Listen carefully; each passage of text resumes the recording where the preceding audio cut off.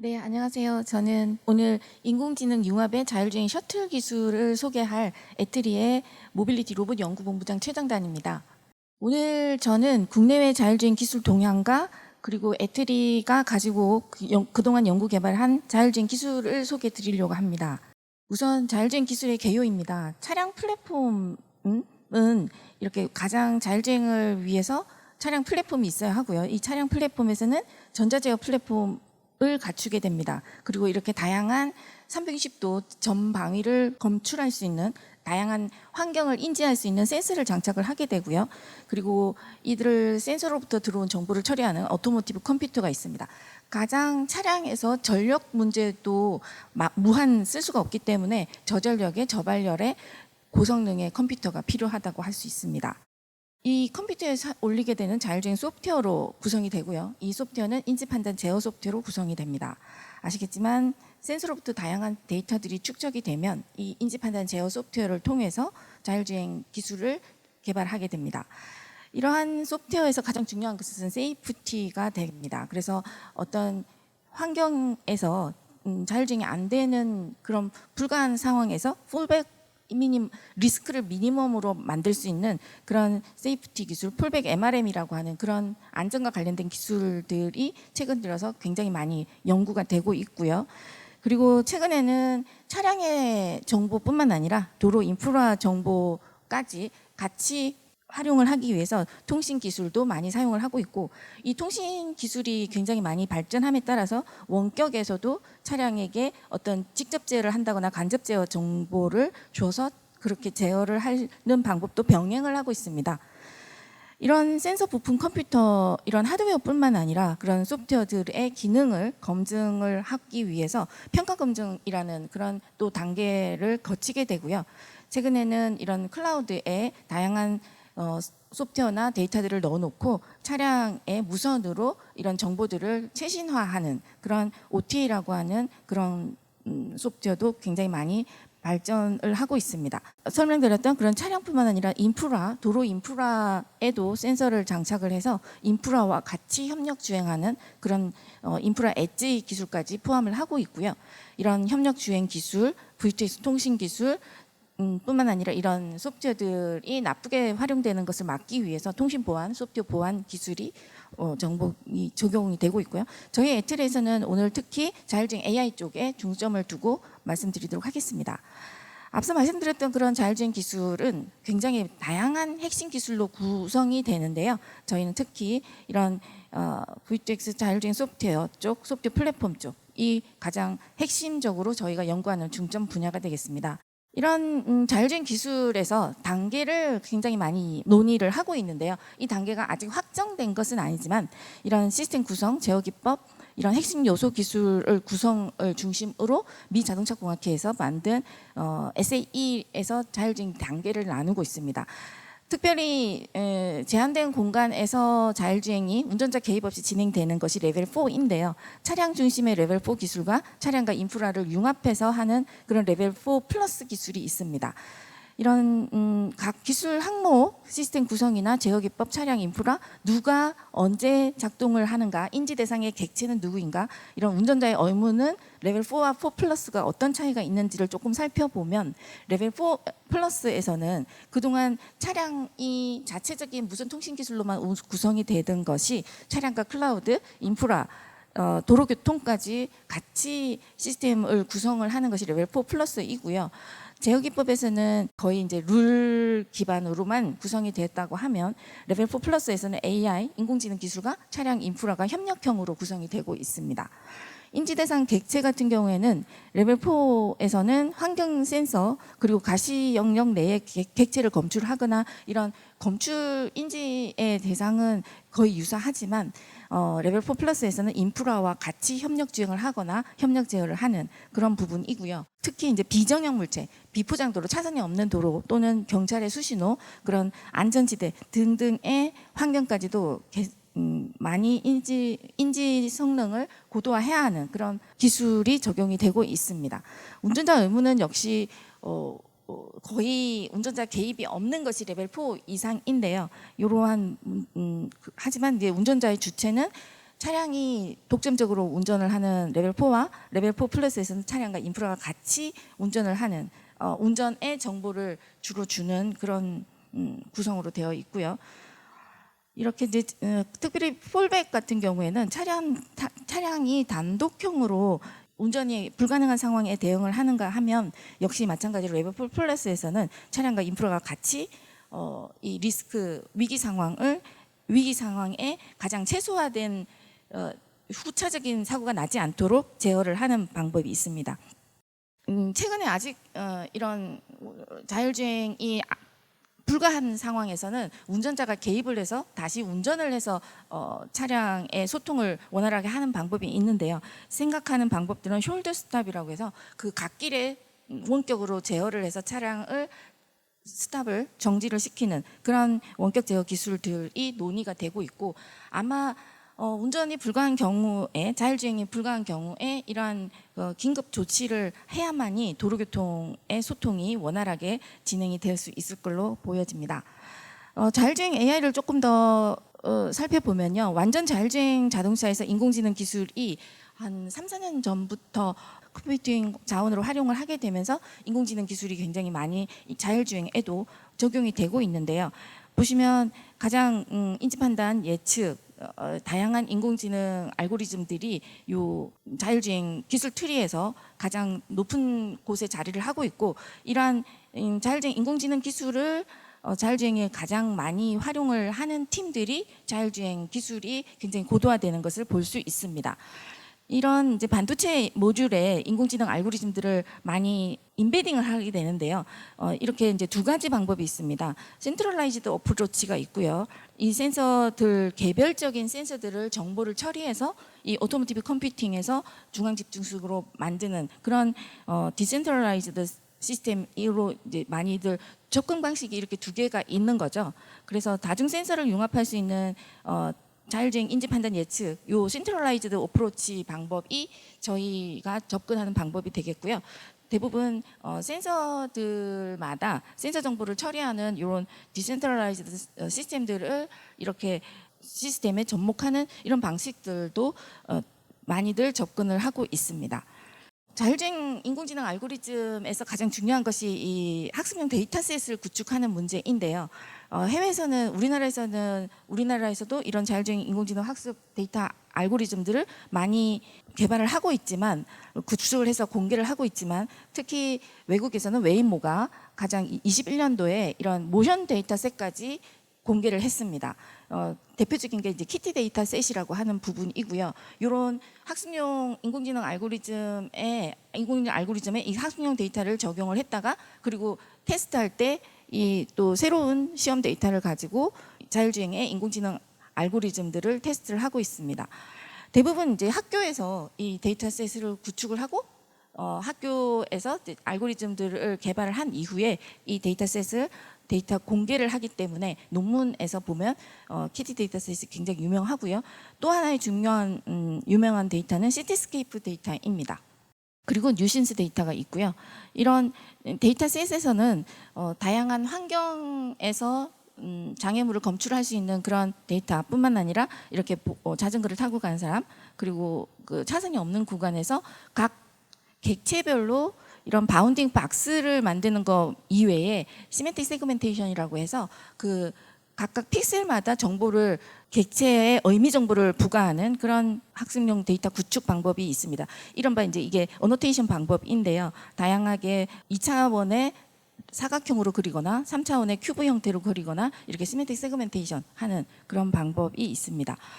이런 학습 데이터셋을 많이 사용하는 것은 인지 판단을 할 때 이런 프레시션의 정확도의 문제도 있지만 빠르게 인지를 해야 되기 때문에 레이턴시 문제도 있고요. 이렇게 카메라 데이터셋이 가장 많고 픽셀 수준, 포인트 클라우드 수준인 라이다 데이터도 일부 많이 공개가 되고 있습니다. 하지만 카메라 데이터보다 라이다 포인트 클라우드를 이 어노테이션 하는 방법은 3D로 대부분 하기 때문에 굉장히 많은 시간이 소요가 되고 있습니다.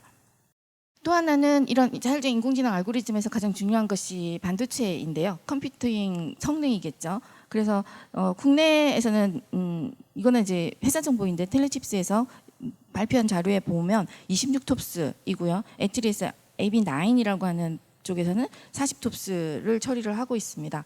근데 레벨 3와 레벨 4 이상이 되면은 인지 알고리즘도 굉장히 고도화가 되고 판단 알고리즘도 시간이 굉장히 빠르게 처리가 돼야 되기 때문에 이 저희가 진행하고 있는 자율주행 기술개발 혁신 사업, 이게 산업부 사업에서는 1000톱스짜리 컴퓨팅 플랫폼을 26년까지 만드는 것이 목표이고요. 과기부에서는 500톱스 이상의 자율주행 NPU 모듈을 만드는 것을 25년 목표로 만들고 있고, 또 23년도에서 발표한 퀄컴 스냅드래곤 라이드는 700톱스, 엔비디아 드라이버 하이페리온은 2000톱스 이상입니다. 그래서 3단계 수준에서 톱스가 100 이상을 본다라고 하면 4단계 자율주행 이상에서는 400톱스 이상, 한 4배 이상 가까이 성능이 고도화되는 그런 반도체 모듈, 컴퓨팅 모듈의 필요성이 대두되고 있습니다. 최근에 이제 미국에서는 그 자율주행을 운행을 많이들 테스트 차량들을 많이 운행을 하고 있는데요. 이 테스트 운행하는 주행 거리에 따라서 얼마나 운전자 개입이 발생이 됐는지, 그래서 8만 킬로미터당 1회 운전자 전환을 리더보드에 올리게 돼 있습니다. 그렇게 보면 대부분 오토엑스나 크루즈, 아르고, 웨이모가 여기 있는데요. 이렇게 테스트 차량이 많으면 많을수록 사실은 운전자 전환이 좀 자주 되고 있는 걸 볼 수 있고요. 웨이모가 거의 이제 8만 킬로미터당 1등을 보면 8만 킬로미터당 1회 운전자 전환이 일어나는 것을 볼 수 있습니다. 굉장히 자율주행이 잘 되고 있다는 걸 보여줄 수도 있지만, 최근 들어서는 이런 이벤트가 발생되지 않는 주행 거리는 의미가 없다는 그런 말들도 많이 하고 있습니다. 왜냐하면 코너 케이스라고 하는 사고가 날 뻔하거나 자율주행이 불가한 그런 엣지 케이스를 많이 수집을 해서 디버깅을 해야지 자율주행 기술을 고도화시킬 수 있기 때문에, 이런 단순한 주행거리 킬로미터를 늘리는 거는 무의미하다, 뭐 그런 얘기들도 있지만, 현재 수준에서는 엔비디아 아르고가 이렇게 리더 그룹에 포함이 되어 있고요. 오토엑스도 챌린지 경쟁자 그룹, 그리고 테슬라는 이렇게 자율주행이라기보다는 자율주행을 지원하는 그런 테슬라 차량이기 때문에 여기에 있지만, 낮은 수준의 랭킹이 되고 있지만, 어쨌든 테슬라도 자율주행 기술로는 굉장히 빠르게 발전하고 있는 상황입니다. 예, 이런 자료들을 보시면 될 것 같고요. 웨이모는 다양한 지역에서 다양한 차종의 그 빅테크 기술들을 차량과 접목을 해서 적용을 해서 자율주행을 하고 있는 그런 굉장히 상위 그룹에 랭킹을 하고 있습니다.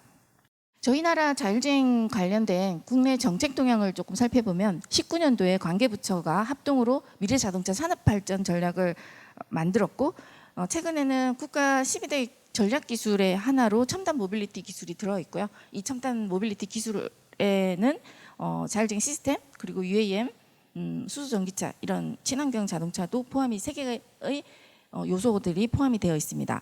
그 각각의 첨단 모빌리티 국가 전략 기술 로드맵에서는 2030년을 기준으로 로드맵을 만들고 있고요. 최근에 이런 국가 12대 전략 기술을 중심으로 R&D 투자가 이루어지고 있습니다. 그래서 저희 이제 우리나라에서 전국 주요 도로 완전 자율주행 레벨 4를 세계 최초 상용하겠다라는 것을 27년 목표로 잡았었는데요. 조금씩 이 목표가, 완전 자율주행이 레벨 4가 정말 27년에 상용화되게 하는 것은 목표지만, 조금씩 안전 이슈 때문에 조금씩 2030년까지는 봐야 되는 거 아닌가라고 논의가 되고 있습니다. 그리고 국토교통부 고시에 자율주행 자동차의 안전 운행 요건 및 시험 운행이라는 고시 항목이 있습니다. 그래서 이 규정에 의하면 20년 11월 19일에 허가 규정 개정안을 행정예고했고요. 여기서는 운전석 없는 자율주행 셔틀이 있고 무인 자율주행차 맞춤형 허가 요건을 신설하고 절차를 간소화한다라고 하고 있고요. 그래서 여기 고시에 의하면 A형과 B형, C형이 있습니다.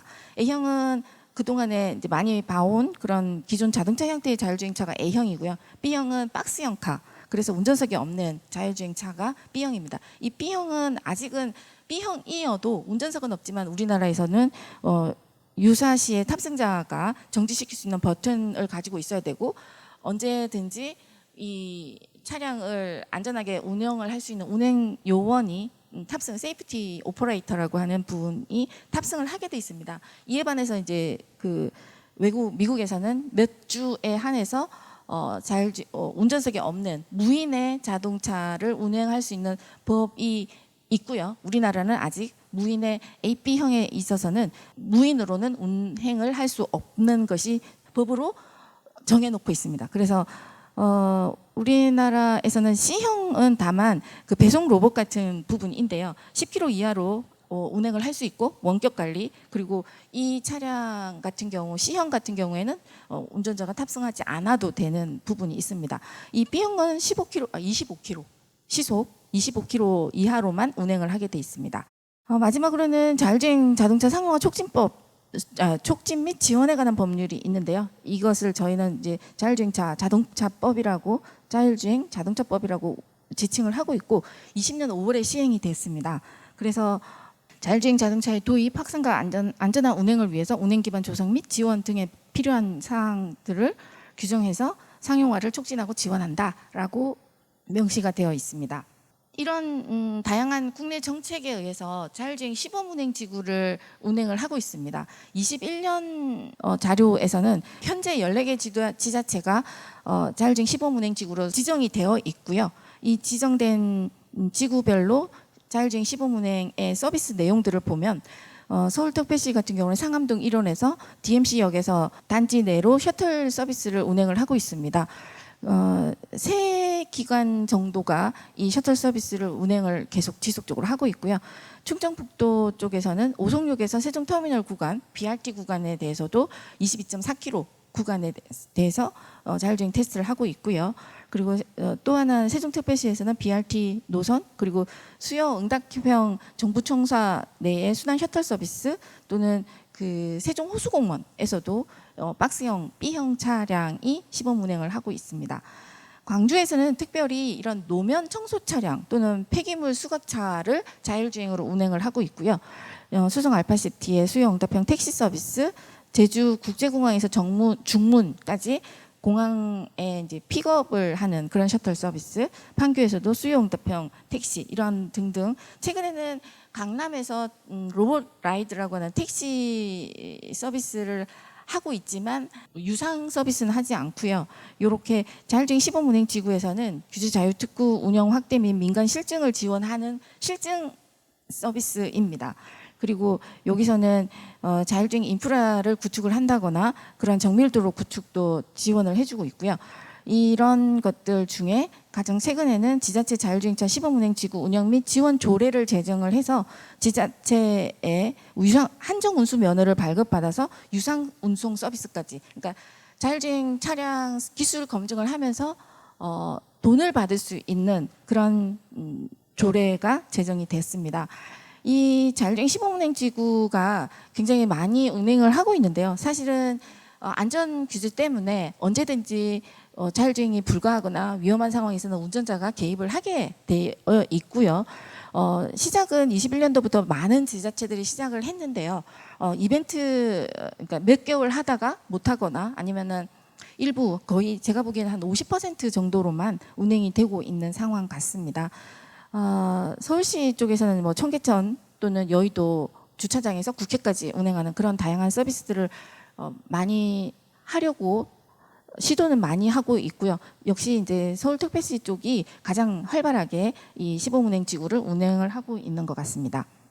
거의 대부분 자율주행 이런 그 AI 데이터셋도 이제 애트리에서도 많이 수집을 하고 가공하고 공개하고 학습하는 이런 절차대로 하고 있는데요. 수집을 할 때 다양한 센서들로부터 수집을 하고 수집된 그 운전자 차량 번호판이나 보행자의 얼굴 같은 경우에는 개인정보 비식별화가 가장 크게 필요한 상황입니다. 그리고 이제 저희는 이런 수집을 할 때 굉장히 센서 데이터가 용량이 파일 사이즈가 크기 때문에 얘를 압축을 해야 됩니다. 근데 압축을 하게 되면 작은 객체 같은 경우에 또 없어지는 복원을 했을 때 없어지는 경우도 있기 때문에 이런 정보들을 무손실로 압축 저장하고, 또 무손실로 압축 저장을 하게 되면 또 시간도 문제입니다. 그래서 가장 무손실 압축 저장을 빠르게 하는 것이 이 수집 단계에서는 굉장히 필요한 기술이 되겠습니다. 그래서 저희도 이러한 수집 단계에 필요한 무손실 압축 저장 기술을 개발했었고요. 이러한 것들이 저희 기술 이전 아이템으로도 올라와 있습니다. 이런 어노테이션 부분, 그리고 저희가 일부 이러한 데이터들에 대해서는 연구 목적으로 공개를 하고 있습니다. 그래서 공개를 할 때는 AI 정보의 개인정보에 대해서는 비식별화 할 수 있고요. 현재 자동화율은 80% 정도로 알고리즘으로 돌려서 가공을 하고 있습니다. 품질 검증, 모델링 학습, 이러한 품질 검증 단계에서 실제 만들어진 학습용 데이터가 어느 정도의 품질을 가지고 있는지 검토를 하게 돼 있고요. 최근에 국가에서 한국지능정보사회진흥원에서 인공지능 데이터댐이라고 하는 사업들을 많이 수행을 하게 되었고요. 이게 22년 자율주행 분야에서 데이터댐 사업이라고 하는 부분에 이러한 학습 데이터를 수집해서 어노테이션하는 그런 사업 내용이 되겠습니다. 저희가 주로 공통적으로는 이런 데이터댐 사업이랑 저희가 데이터를 구축하는 사업이랑 거의 유사한데요. 전방위 3차원의 동적 객체를 검출을 하기 위한 그 카메라 라이다 데이터셋을 만들게 되고요. 전방 영상 같은 경우는 시멘틱 세그멘테이션 기술 학습 데이터도 만들고 있습니다. 영상은 펜톱틱 시멘틱 세그멘테이션도 구축을 하게 되고요. 이런 라이다 같은 경우에 이런 객체별로 각각의 픽셀이 의미를 가지는 시멘틱 세그멘테이션 구축을 하게 되고요. 자율주행과 동시에 로 데이터를 수집을 하고, 또 자율주행이 불가한 그런 엣지 케이스를 로깅을 저희가 주로 해서 자율주행 차의 모션이나 운전자의 어떤 어텐션 정보 등등의 정보까지 동시에 저장을 해서 자율주행 로깅을 남겨서 디버깅하는 알고리즘을 고도화하는 그런 방식을 쓰고 있고요. 저해상도 라이다 데이터셋을 겐을 이용을 해서 데이터를 증강하거나 아니면 고해상도 라이다 데이터를 생성하는 그런 슈퍼 레졸루션 알고리즘들도 사용을 하고 있습니다. 이런 클린한 환경의 데이터셋도 중요하지만 가장 중요한 것은 야간이나 악천 후 그런 환경이 열악한 상황에서의 라이다 데이터를 수집을 하는 방법, 수집을 많이 해야 자율주행 인공지능 알고리즘이 고도화되고 있습니다. 이런 데이터 증강 기법 또는 실생활, 실환경, 도로 환경에서 데이터 수집도 중요하고요. 시뮬레이터를 이용을 해서 어떤 자율주행 판단 알고리즘, 차선을 바꾼다거나 뭐 차속도를 늦춘다거나 하는 그런 그 실제 도로 상황에서는 사고로 이어질 수 있는 그런 상황에 대비를 하기 위해서 시뮬레이션에서 차량의 그런 미션들을 미리 시뮬레이션 해주는 그런 시뮬레이터 개발도 많이 활용을 하고 있고, 이런 시뮬레이션 환경에서 데이터를 또 만들어서 자율주행 학습 알고리즘에 활용하는 그런 방법도 있습니다. 자율주행 관련한 국내 연구개발 사업이 가장 많이 있는데요. 21년에 저희가 다부처로 산업부, 국토부, 경찰청, 가기부, 산업부, 국토부, 경찰청 이 4개의 부처가 같이 만든 사업이 21년도부터 27년까지 이런 4개의 분야를 핵심 중점적으로 개발을 해보자라고 하는 부분이 있습니다. 가장 큰 부분이 이제 오토모티브 시스템 부분, 차량 부분이고요. 그리고 AI 알고리즘, 그리고 커넥티드 모빌리티라고 하는 그런 V2X라 통신 기술을 적용을 하는 자율주행 인공지능 알고리즘 분야가 있고요. 실제 도로에서 검증하는 그런 베리피케이션 부분, 그리고 다양한 정책과 법제도를 개선하고자 하는 레귤레이터 부분이 있습니다. 이렇게 이제 각각의 네 분야에 대해서 거의 84개의 그 과제들이 생성이 됐고요. 그리고 30개 정도의 가장 큰 R&D 분야들로 나누어져 있습니다. 가장 큰 목표가 27년까지 레벨 4 기반 구축을 하고자 하는 상용화 기반 구축을 하는 것이 목표입니다. 지금부터 이제 애트리 자율주행 기술을 소개하도록 하겠습니다. 저희가 그동안 계속 개발을 하면서 조금씩 고도화하고 있는 부분이, 가장 큰 부분이 인공지능 기술을 자율주행 쪽에 접목하는 부분입니다. 저희가 개발하는 인공지능은 어떤 뭐 거대 지능을 하거나 생성형 AI를 개발하는 건 아니고요. 개발된 AI 알고리즘을 자율주행 쪽에 접목하는 그런 부분이 되겠습니다.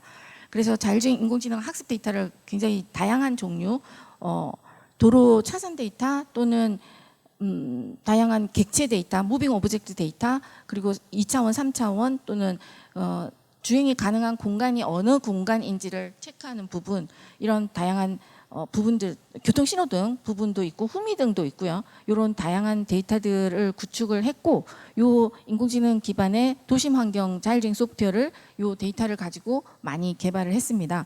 그래서 일부 이론 아이오닉이나 아이오닉 5, 제네시스 또는 운전석이 없는 그런 박스형 차량, 카니발 등등에 많이 자율주행 알고리즘들을 탑재를 해서 저희가 국토부 자율주행 운시 운행 허가라고 하는 그런 자동차 안전공단에서 저희가 이 화성에 있는데요. 그 K시티라고 하는 자율주행 모의 도시가 있습니다. 여기에서 자율주행 임시 운행 허가를 받은 차량들을 다수 보유하고 있고, 저희가 마지막으로는 국내에서 만든 이런 자율주행 버스 형태에도 자율주행 이 소프트웨어를 탑재할 계획을 가지고 있고, 이런 인지 알고리즘뿐만 아니라 다양하게 차 속도를 맞춘다거나 아니면 트래픽 잼 어시스트 기능 또는 레인 체인지, 트래픽 라이트 스탑하는 부분, 회피하는 부분, 교차로 등등의 이런 다양한 자율주행 미션 타스크에 대해서도 판단 알고리즘들을 많이 개발을 하기 위해서 인공지능 알고리즘들을 적용하고 있습니다.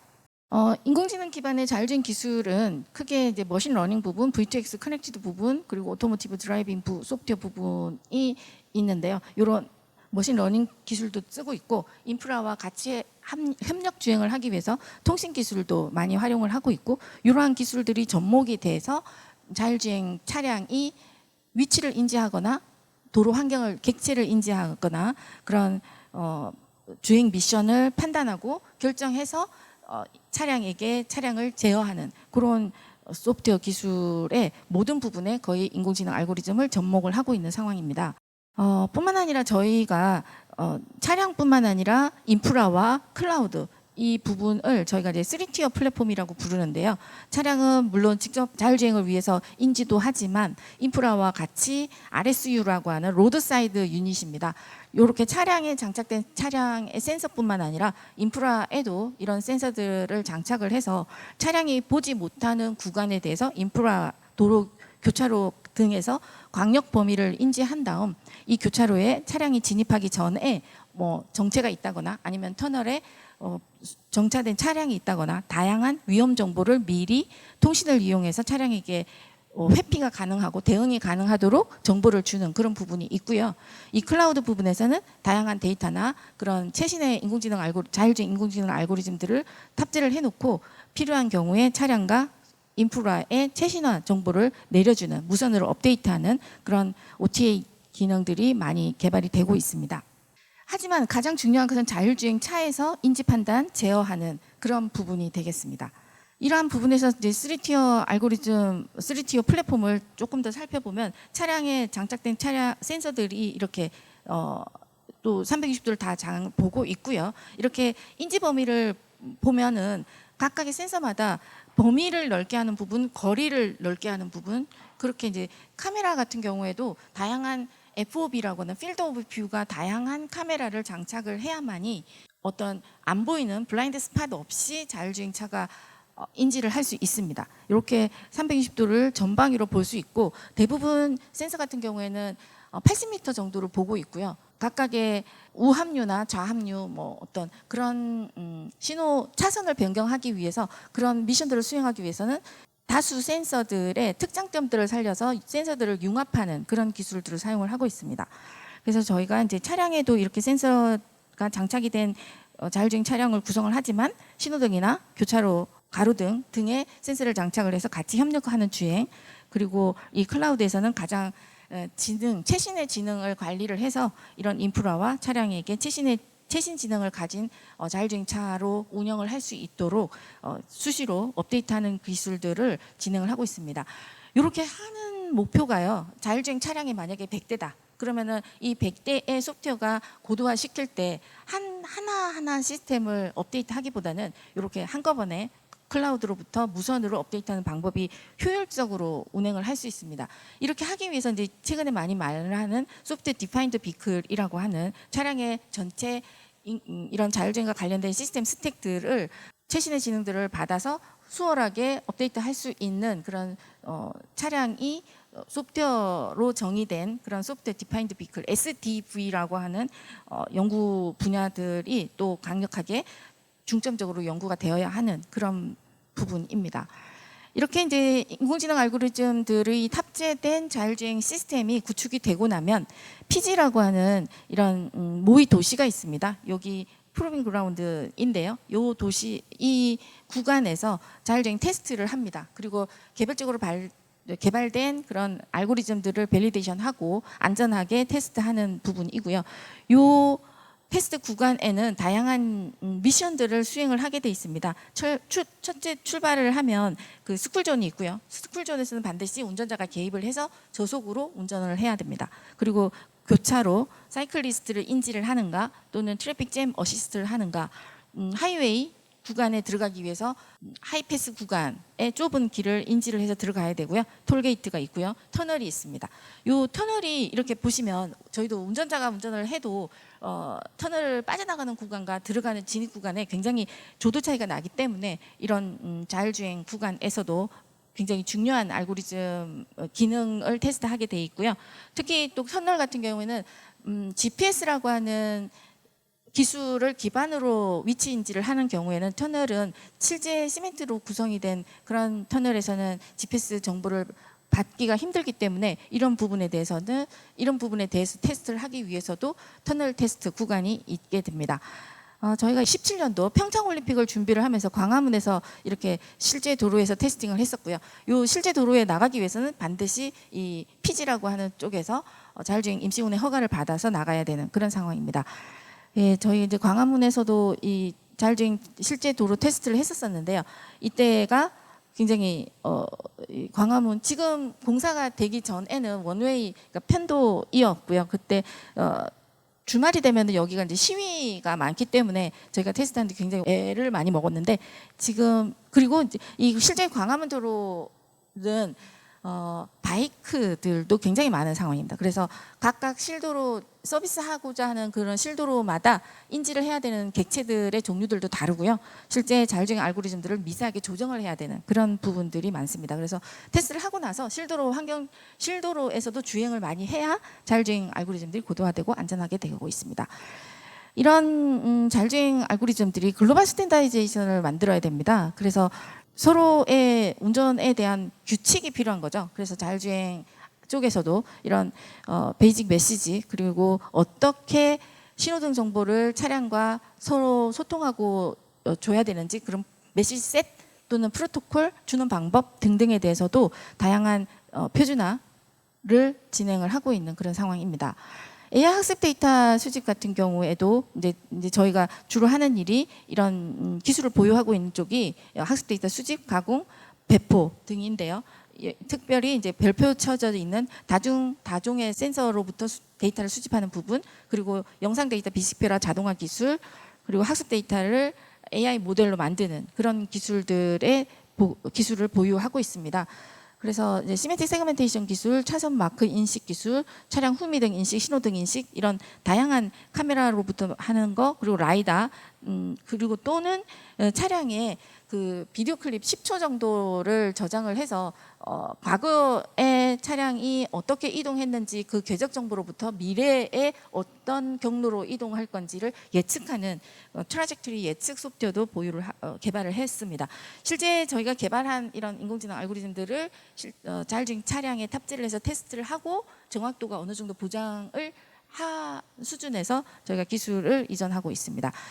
최근에 자율주행 AI 학습 데이터 셋을 공유를 했고요. 국가 공공 데이터 포털 그리고 애트리 AI 허브라고 하는 데이터 사이트에 저희가 포털로 구축을 해서 공개를 하고 있고요.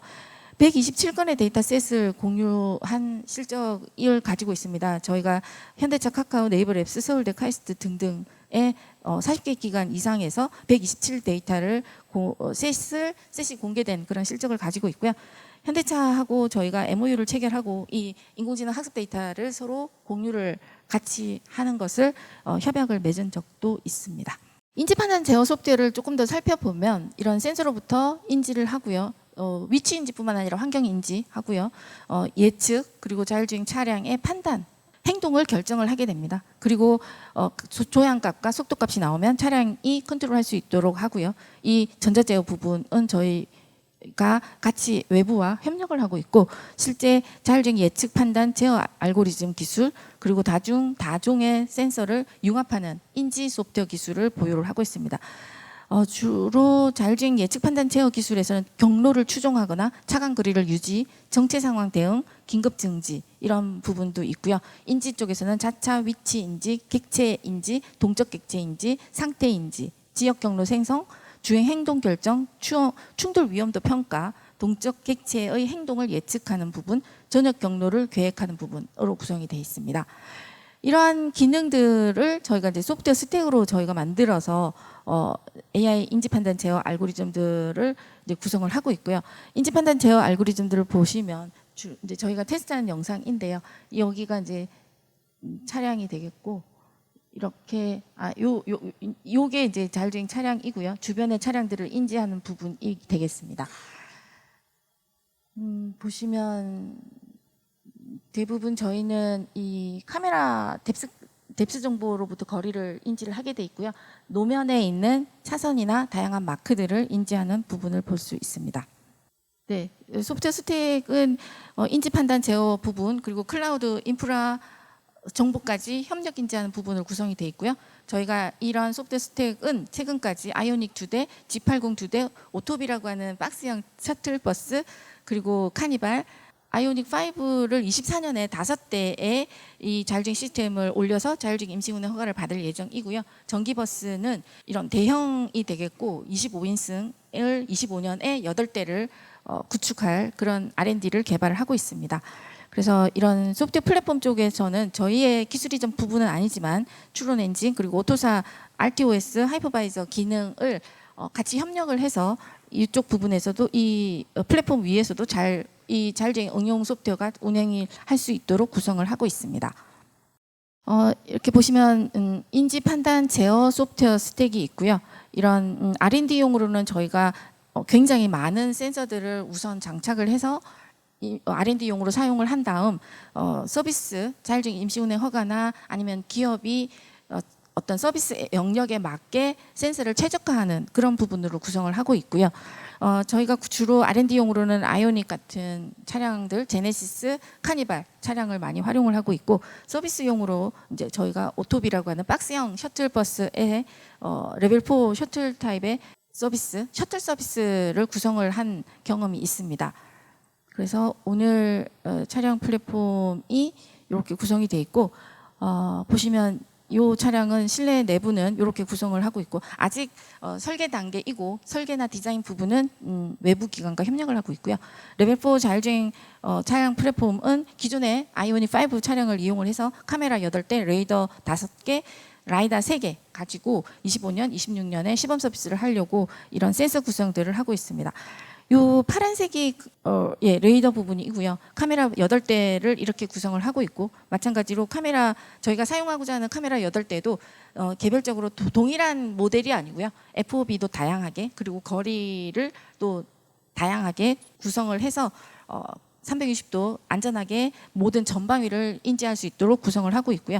라이다 같은 경우에도, 라이다는 원래 360도이기 때문에 조금 지붕에 장착이 되는 그런 부분이 있습니다. 이렇게 구성을 하고 있습니다.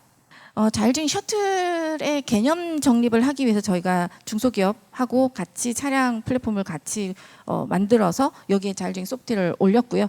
여기에는 자율주행 기능뿐만 아니라 편의 기능까지 탑재를 해봤습니다. 그래서 현시 정보, 신호등 정보를 통신으로 받는 부분, 그리고 승객 편의를 위해서 방송 실시간 콘텐츠 스트리밍하는 부분, 그리고 도로 인프라에 센서를 장착을 해서 통신으로 정보를 서로 협력 주행하는 부분, 그리고 창문 전체를 투명 디스플레이로 장착을 했고요.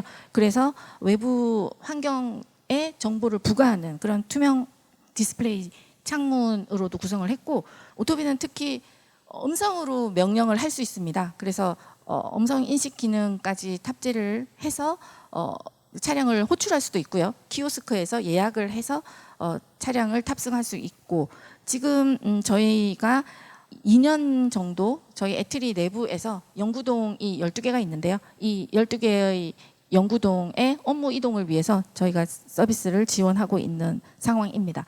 저희가 보기에는 이 오토비 차량이 경사도도 잘 하고요. 속도는 무척 늦습니다. 왜냐하면 운전석이 없기 때문에 25 시속 이하로만 운행을 하고 있고요.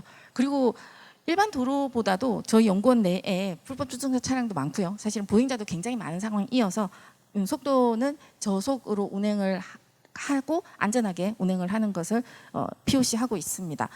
여기에 이제 자율주행 인지 판단 제어 이전 기술이 있는데요. 자율주행 데이터를 수집하고 비식별화하는 그런 알고리즘 부분, 인지 판단 제어를 하는 부분. 그래서 전체 위치 로컬라이제이션 부분이 있고요. 대부분 자율주행 차량을 운행하는 부분에서는 로컬라이제이션 위치 인지가 가장 좀 되게 어렵다고 생각을 합니다. 가장 고수준의 기술인데요. 이 기술 같은 경우에는 GPS로 인지를 할 수도 있는데요. 저희는 GPS는 시간이나 환경에 따라서 굉장히 오류를 발생할 수 있는 가능성이 있기 때문에 저희는 카메라 라이다를 융합을 하고 정밀 지도를 기반으로 위치 인지하는 그런 로컬라이제이션 기술을 가지고 있습니다. 인지하는 부분은 카메라, 라이다, 그리고 카메라 신호등 인식, 라이다로 3D 객체를 분류, 검출, 추적하는 기술, 카메라 기반의 차량 후미들 인식 기술, 다중 센서를 융합을 해서 동적 객체를 경로 예측하는 기술, 이러한 기술들이 모두 기술 이전 대상 기술이 되겠습니다. 그래서 저희가 주로 하는 방법은 이 개별 항목별로 기술을 이전을 하기도 하지만 전체 시스템을 구성을 해서 자율주행 임시운행 허가까지 받아서 기본적인 플랫폼으로 제공하는 그런 기술 이전 방식을 채택을 하고 있습니다. 데이터 관련해서는 다중 센서, 말씀드렸던 센서 데이터들이 굉장히 용량이 크고 메모리 저장하는 속도도 중요하고 무손실로 압축을 저장을 해야 되기 때문에 저희가 실제 영상 압축 같은 경우에 2.4GB를 초당 저장하고 복원하는 기술, 그리고 1.5GB 압축률 318% 정도로 압축률을 하고 있고요. 카메라 10대 같은 경우에 초당 2GB를 저장을 해야 됩니다. 이러한 기술을 위해서 무손실 압축 저장 복원 기술이 기술 이전 대상 기술이 되겠습니다. 실제 저희가 이건 논문 자료인데요. 제로 이미지 데이터를 압축 복원하는 성능 비교, 그거와 비교하거나 엠팩의 압축 저장 기술과 저희 이 무손실 압축 저장 기술의 성능 비교를 했을 때 논문에서 에트리 기술이 이렇게 저장 속도도 빠르고 무손실도 되고요. 그리고 무손실의 압축률 실시간으로 하는 그런 성능 비교를 SCI 논문에 게재를 한 바 있습니다. 그래서 저장 데이터 복원을 할 때도 그런 작은 이미지 객체까지도 복원이 되는 그런 거고요. 그리고 저희가 센서 동기화 기술이 있습니다. 다양한 센서별로 객체를 검출하는 동기화, 시간 동기화를 맞춰야 되기 때문에 카메라와 라이다를 캘리브레이션하는 그런 기술을 가지고 있습니다. 그리고 자율주행 데이터를 수집을 할 때 현재 개인정보를 비식별화할 수 있는 기술이 꼭 필요한데요. 100% 자동화하는 비식별화 기술은 아니지만 거의 반자동으로 비식별화할 수 있는 기술을 가지고 있습니다. 그래서 자동화율을 보면 주간, 야간 차량 번호판은 94.7%, 그리고 주간, 야간 사람 얼굴은 62%, 처리 시간은 10fps, 초당 10프레임 자동화를 처리하는 그런 기술을 가지고 있습니다. 비식별화 전과 후에 이런 성능을 보이고 있고요.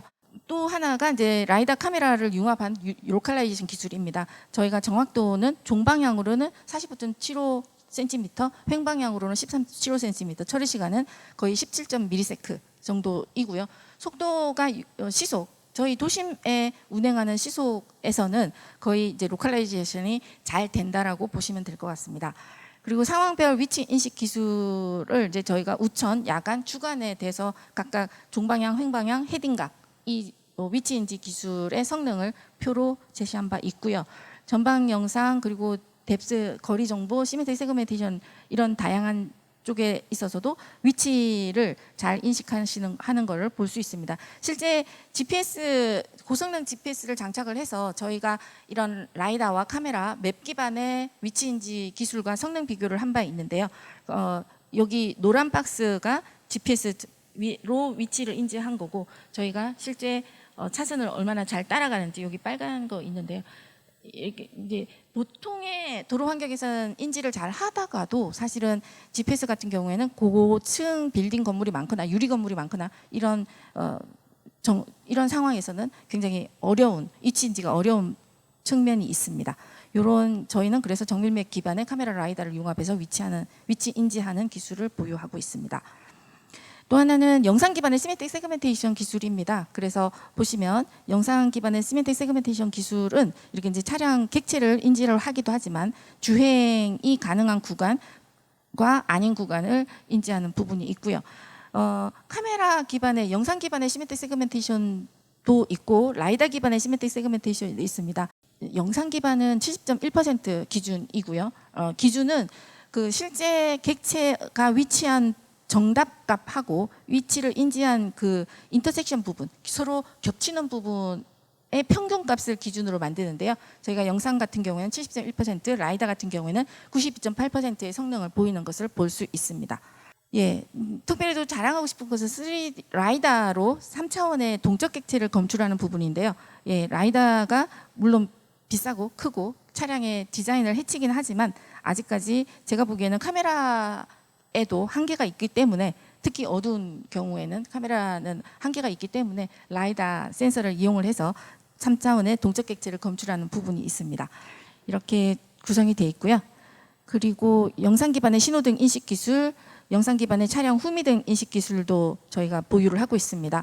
영상 기반 신호등 인식 기술은 굉장히 보편화된 인공지능 알고리즘이 있고요. 그래서 89.96% 수준을 보이고 있고 정확도를 보이고 있고 후미등 인식 같은 경우에 94.5% 정확도를 보이고 있습니다. 후미등 인식의 검출 속도는 12.6ms의 수준을 보이고 있고요. 이때 사용하는 컴퓨팅 시스템은 타이탄 XP 그리고 8개 차량을 동시에 추론하는 그런 알고리즘을 보유하고 있습니다. 후미등의 데이터 클래스는 이렇게 8개로 좌측 깜빡이, 정지등, 후미등, 비상등 이런 식의 후미등 정보로 분류를 하고 있습니다. 자율주행 소프트웨어 부분에서는 다중 센서를 융합해서 동적 객체 경로를 예측하는 기술이 있고요. 보다 더 세밀하게는 아마 다음에서도 발표가 진행될 것 같습니다. 이 다중 센서 융합 동적 객체의 경로 예측 기술은 정확도 같은 경우에는 차량은 1.32, 보행자는 0.8 처리 시간을 가지고 있고요. 처리 시간은 100ms 이하로 처리를 하고 있습니다. 미래 경로 예측하는 알고리즘이 필요한 이유는 그 자율주행 차량이 다른 차량의 경로를 예측을 해야 자율주행 차량의 행동을 사고 없이 안전하게 회피 경로를 생성할 수 있기 때문에 저희가 경로 예측 알고리즘을 사용을 하고 있고요. 그리고 기본적으로는 자율주행 판단 제어 알고리즘이 저희가 보유를 하고 있습니다. 그래서 저희가 실제 알고리즘을 개발을 하고 나면은 굉장히 많은 도로에서 테스트를 하게 됩니다. 보시겠지만 지금 이렇게 비정형 도로에서도 테스트를 한 바 있고요. 그리고 야간에 이면 도로에서도 테스트를 계속 진행을 하고 있습니다.